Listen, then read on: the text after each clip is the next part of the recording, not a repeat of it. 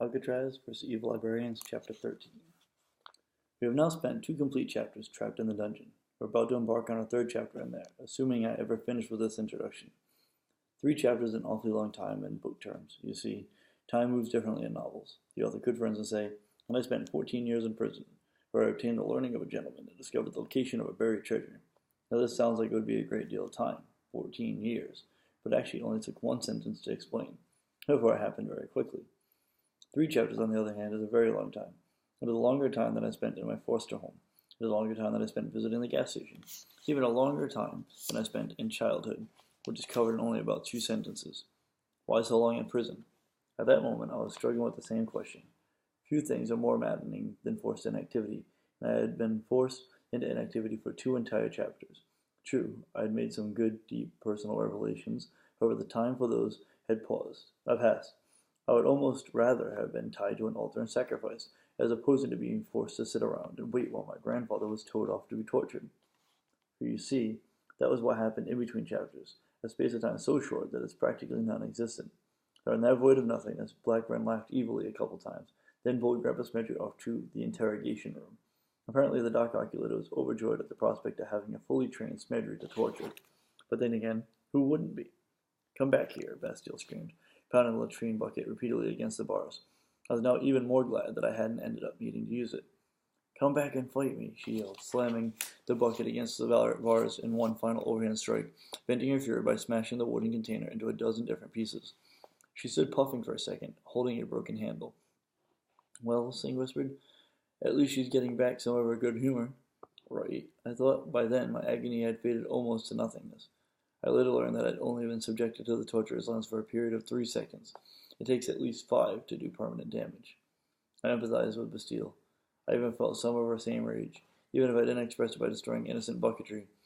The longer I sat, the more ashamed I felt as how quickly I had broken. Yet remembering those 3 seconds of pain made me shudder. And even worse than the memory was the knowledge that my grandfather, a man I barely knew, but one for whom I already felt a sincere affection, had been captured. At that very moment, the old man was probably being subjected to the torturous lenses, and his torture would last far longer than 3 seconds. Bastille reached down, picking up a few bucket shards and tossing them in annoyance at the wall outside the cell. "That isn't helping, Bastille," I said. "Oh?" she snapped. "And what about sitting on the ground looking stupid? How much good is that doing?" I blinked, flushing. "Bastille, lass," Singh said quietly. "That was harsh even for you." Bastille puffed quietly for a few more moments, then turned away. "Whatever," she muttered, walking over to kick at the hay pile with a frustrated motion. "It's just that old Smedley, he's a fool, but I think of him being tortured." She kicked at the hay again, tossing a pile into the air. The way it bounced off the wall and fell back on her might have been comical had the situation been different. "We all care for him, Bastille," Singh said. "You don't understand," Bastille said, picking a few strands of hay out of her silvery hair. "I'm a knight of Crystalia. I'm sworn to protect the oculators of the Free Kingdoms, and I was assigned to be his guard. I'm supposed to protect the old Smedley, keep him out of situations like this." "Yes, but—" "No, Singh," Bastille said. "You really don't understand. I've been with a fully trained Smedley of the Pure Line. Not just that, he's a member of the Oculator Council, and is a trusted friend of dozens of kings and rulers. Do you have any idea of the kinds of state secrets he knows?" Singh frowned, and I looked up.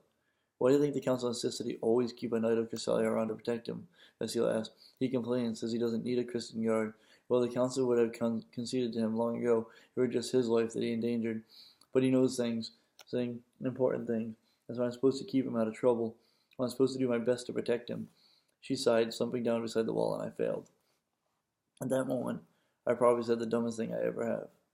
"Why you?"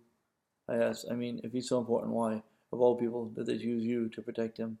Yes, it was very insensitive. No, it wasn't very helpful. However, it's what slipped out. "You know you're thinking the same thing anyways." Bastille's eyes widened with anger, but she didn't snap at me. Finally, she just let her head slump against her knees. "I don't know," she whispered. "They never told me. They never even explained. I'd barely achieved knighthood, but they sent me anyway." We all fell quiet. Finally I stood. I walked to the bars of the cell. Then I knelt. I've broken cars, kitchens, and chickens. I thought I've destroyed the homes and possessions of people who took me in. I've broken the hearts of people who wanted to love me. I could break the cell that is keeping me a prisoner. I reached out, gripping the bars, and closed my eyes and focused. "Break," I commanded. Waves of power washing down my arms, tingling like jolts of electricity. They slammed into the bars, and nothing happened. I opened my eyes, gritting my teeth in frustration. The bars remained where they were, looking annoyingly unbroken. There wasn't even a crack in them. The lock is made of glass as well, and somehow I knew that it would react the same way to my talent. Again, I feel the need to point out the popsicle lesson.